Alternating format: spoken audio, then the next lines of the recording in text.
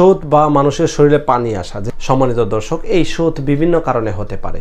শোথ হওয়ার পিছনে একক কোনো কারণ দায়ী নয়, তবে সবচেয়ে গুরুত্বপূর্ণ কিছু কারণ আজ আমরা শেয়ার করার চেষ্টা করবো ইনশাল্লাহ। সম্মানিত দর্শক, শোথ হওয়ার পিছনে সবচেয়ে বড় কারণ হচ্ছে যদি তার কিডনি নিয়মিত কাজ করতে না পারে, তাহলে মানুষের শোথ বা কোমর ব্যথা সহ কোমরের নিচ থেকে হাঁটু বা পা বিভিন্ন জায়গায় পানিতে ফুলে যায়। সম্মানিত দর্শক, তাছাড়া লিভারের কোনো যদি সমস্যা থাকে, অথবা জন্ডিসের কোনো প্রবলেম যদি থাকে, অথবা হচ্ছে liver cirrhosis, IBS, liver infection, liver cancer, তাছাড়া কিডনিতে পাথর অথবা মূত্রথলিতে কোনো প্রদাহ যদি থাকে, সেই ক্ষেত্রে মানুষের শোথ হওয়ার সম্ভাবনা সবচেয়ে বেশি থাকে।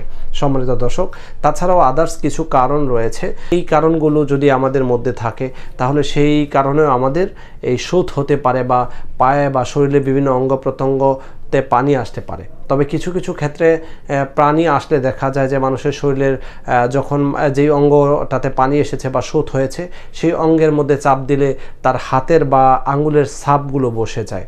তাছাড়া আর অনেক মানুষের শোথ হতে পারে, যেমন গর্ভাবস্থায় অনেকের শোথ হতে পারে।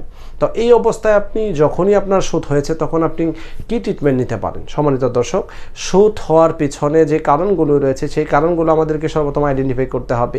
কি কারণে আমাদের শোথ হয়েছে বা কেন আমার শরীরে পানি এসেছে।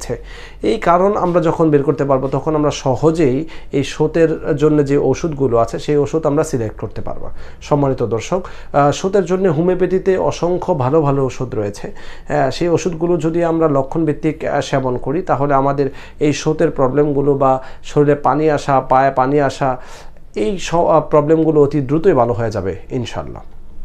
সম্মানিত দর্শক, শোথের জন্য হোমিওপ্যাথিতে সবচেয়ে গুরুত্বপূর্ণ যে ওষুধ, সেটি হচ্ছে লাইকোপোডিয়াম, তাছাড়া natrum sulph, apis mel, arsenic album, aegle folia, তাছাড়া রয়েছে জ্যাভারন্ডিকিউ, চায়না। এই সকল ওষুধ সবচেয়ে বেশি ব্যবহার হয়ে আসছে।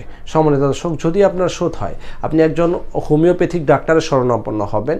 আপনার ডাক্তার আপনাকে আপনার রোগ লক্ষণ মিলিয়ে যে ওষুধগুলো আপনাকে সাজেস্ট করবে, সেই ওষুধ আপনি সেবন করবেন। তাহলে দেখবেন অতি দ্রুতই আপনার এই শোথ বা শরীরে পানি আসা বা পায়ে পানি আসার যে প্রবলেমটা, সেটা সলভ হয়ে যাবে ইনশাল্লাহ। সম্মানিত দর্শক, আজ এ পর্যন্তই। দেখা হচ্ছে অন্য কোনো সময়, অন্য কোনো ভিডিওতে।